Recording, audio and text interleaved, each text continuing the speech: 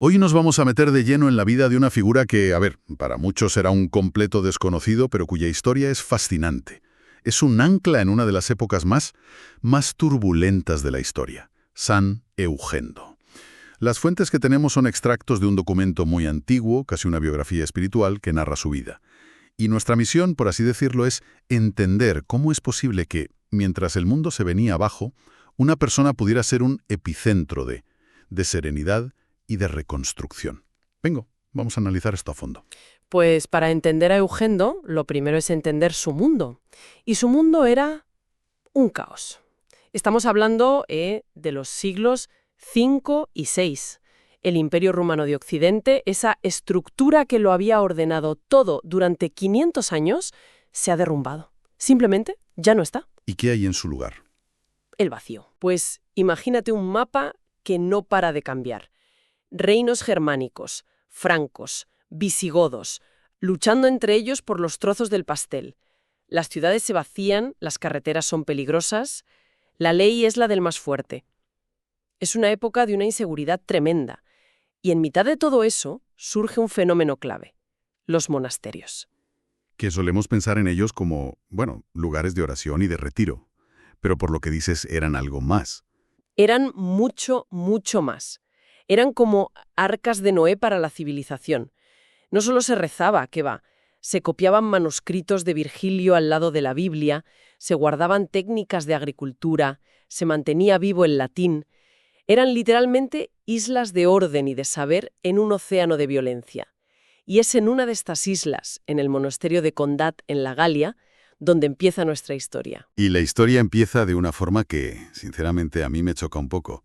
Nos dicen que Eugendo, con 7 años, es llevado por su padre al monasterio, y la descripción que hacen de él es la de un niño perfecto, sereno, estudioso, nunca se enfadaba, no le interesaban los juegos.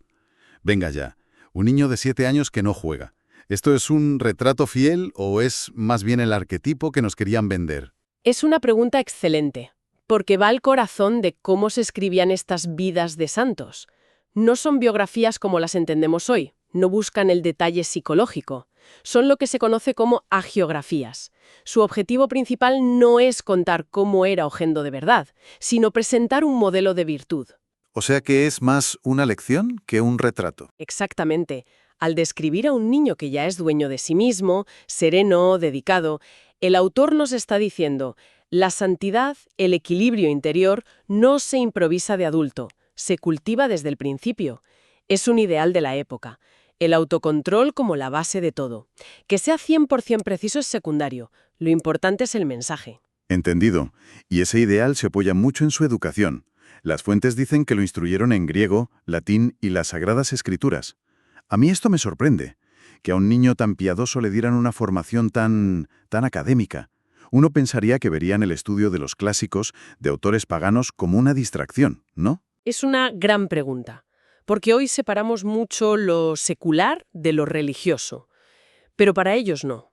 Para ellos el conocimiento, la filosofía, la retórica de los clásicos eran herramientas para entender mejor la obra de Dios y para defender la fe con más argumentos. No había un muro entre fe y razón, al contrario. La formación intelectual fortalecía la vida espiritual. Formar a Eugendo como un erudito era parte de su formación como hombre de Dios. Una cosa no se entendía sin la otra. Y claro, ese niño tan especial crece y se convierte, como era de esperar, en la figura central del monasterio.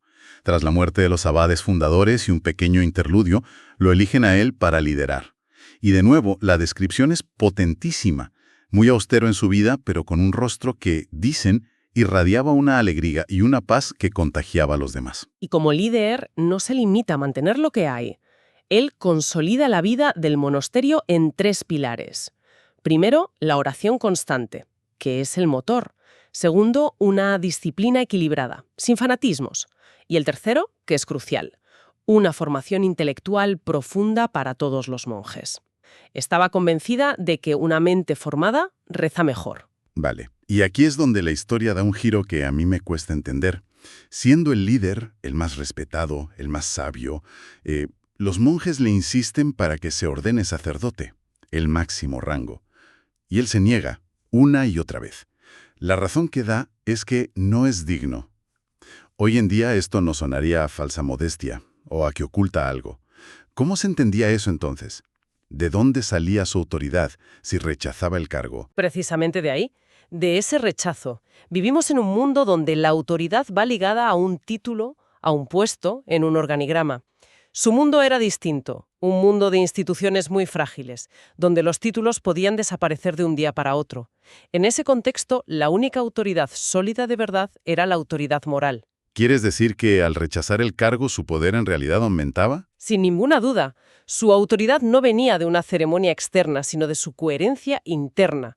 Emanaba de su ejemplo, de su sabiduría, de una vida que todos veían como santa.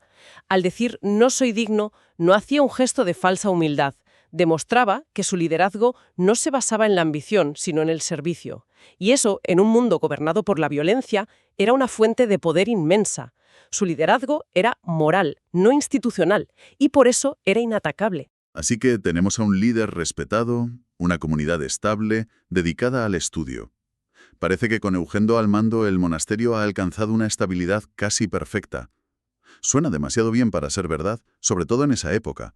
¿Hubo alguna crisis que pusiera todo esto a prueba? La hubo. Y fue una prueba de fuego, en el sentido más literal que te puedas imaginar. Una noche, un incendio arrasa el monasterio. Las fuentes nos recuerdan un detalle clave. El edificio original, el de los fundadores, era de madera. En cuestión de horas ardió por completo. Todo. El trabajo de décadas, la biblioteca, todo reducido a cenizas. Puedo imaginar la escena. El pánico, el olor a humo, ver cómo el trabajo de tu vida se desvanece. La desesperación debió de ser absoluta. Y el texto dice que, en medio de todo eso, Eugendo lo ve como una oportunidad providencial. Sinceramente es una reacción creíble. No es una forma de romantizar una tragedia que debió de ser terrible. Es una reacción casi sobrehumana, sí, pero es lo que define al personaje. Por supuesto que hubo dolor y pérdida, pero la grandeza de un líder se mide en la tormenta, no en la calma. Ver la destrucción total, no como un final, sino como un nuevo comienzo. Es una lección de resiliencia radical. No niega la tragedia, pero la reinterpreta. Es un giro mental y espiritual que lo cambia todo. ¿Y qué hace? ¿Cómo convierte ese desastre en una oportunidad? No se limita a reconstruir lo que había. Si lo hubiera hecho, habría levantado otro monasterio de madera, igual de vulnerable. En lugar de eso, dirige a la comunidad para construir algo completamente nuevo. Un monasterio de piedra. Y junto a él, una gran iglesia dedicada a los apóstoles Pedro, Pablo y Andrés. El paso de la madera a la piedra. Ahí hay un simbolismo muy potente. Es toda una declaración de intenciones. Construir en piedra en el siglo VI era un proyecto inmenso, caro, difícil, pero era un acto de desafío a su propia época. En un mundo que se caía a pedazos, donde todo era efímero, construir en piedra era decir, el mundo se desmorona, pero nosotros no. Estamos aquí para quedarnos. Esto va a perdurar. Es casi una metáfora de su propia vida, ¿no?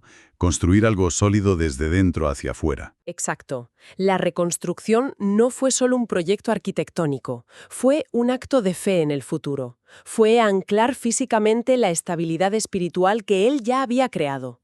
Estaba asegurando la continuidad de esa isla de orden para las generaciones venideras. Estaba construyendo para la eternidad en mitad del caos. Y así siguió su vida. Las fuentes dicen que hasta el final mantuvo esa serenidad. Cuando enfermó, su muerte fue tan ordenada como su vida.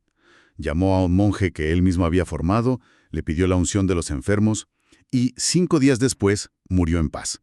Tenía 61 años, allá por el 510. Vale, reconstruyó el monasterio, se hizo famoso, pero más allá de las piedras, ¿qué queda de él? ¿Cuál es la idea central que sobrevive? El legado es doble. Por un lado está el tangible. El lugar que él reconstruyó, Condat, se convirtió en un centro de peregrinación importantísimo. De hecho, tras su muerte, el monasterio pasó a llamarse Santoyend, que deriva de Eugendo, y siglos más tarde, San Claude, un nombre famoso en toda la cristiandad. Su obra física perduró. Y el legado intangible. Porque la serenidad, la humildad, suenan a virtudes de otra época. ¿Tienen alguna relevancia hoy en un mundo que valora justo lo contrario? ¿El ruido? ¿La autopromoción? Creo que su relevancia es mayor que nunca, precisamente por ese contraste. Su vida nos enseña varias cosas.